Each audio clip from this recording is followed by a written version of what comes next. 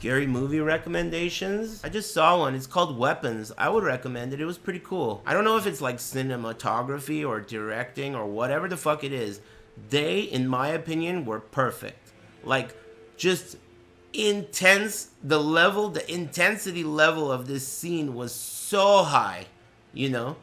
Such a high intensity level of these scenes, and the camera's in just the right place to make it fucked up, dude.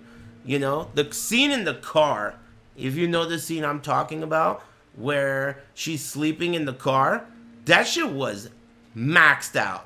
Like, wow. Good scene. Good scene. And you didn't know much about what was going on at that point, you know? So it was very, like, questionable, you know? You just didn't know what was going on, but it was just a super intense scene. There was a lot of stuff like that in that movie. I thought it was a good movie. Well done. For a scary movie, fuck yeah. Because scary movies suck, in my opinion. Most of the time. I watched that movie Smile Part 2. It wasn't good. But it was substantially, I would say Smile 1 and 2 and all those other shitty ass scary movies that came out all these years, like literally all of them, were nowhere near as good as Weapons, in my opinion. Weapons is like a substance. It has depth and substance, and you can ponder about what the fuck happened and what went on. Conjuring LOL, dude, you gotta be kidding me. That shit is like, it feels like it should have been a TV show. There's a lot of stuff like that these days. Like, it almost probably was a TV show, but you just don't know the lore. Do you like the ending of Weapons? I don't think that if I had anything to say about it this way or the other way, I would have mentioned it. Like, you know, I think that the ending of Weapons, for me, was me thinking about what that movie was about. And to me, any movie that does that is worth more than a movie that doesn't. I thought it was a little bit corny, I guess, but I didn't care. The ending of everything that occurs in that movie, it has been, like, someone in the chat mentioned it, and I talked to some of my friends about it, and they also brought it up, that the movie could be narrated by a kid. And if the movie is narrated by a kid, which it is implied, then that could explain the fantasy involved. Everything in that movie that is fantasy could be explained by the fact that it's being narrated by a kid.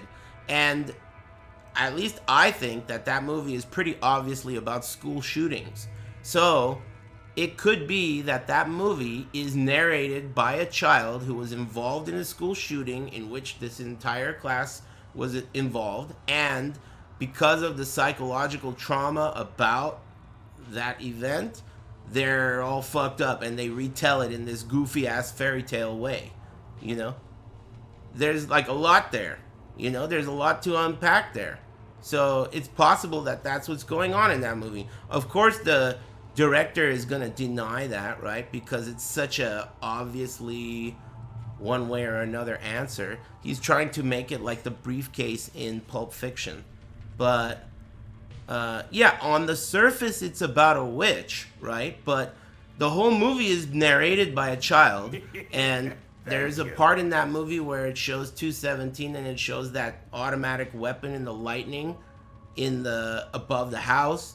And, you know, one classroom was affected with only one survivor. And, you know, there's just a lot of stuff in that movie that suggests that it's about school shootings. But since it's narrated, like I said, by that kid in the very beginning and in the very end, it's narrated by a kid. So maybe it's their telling of, you know, the event. Like a goofy kid version of the event. I don't know. I'm just saying, man. The fact that you and I are discussing it in itself makes that movie more than just a shitty, scary movie. That's all. Thought it was cool. Cool movie.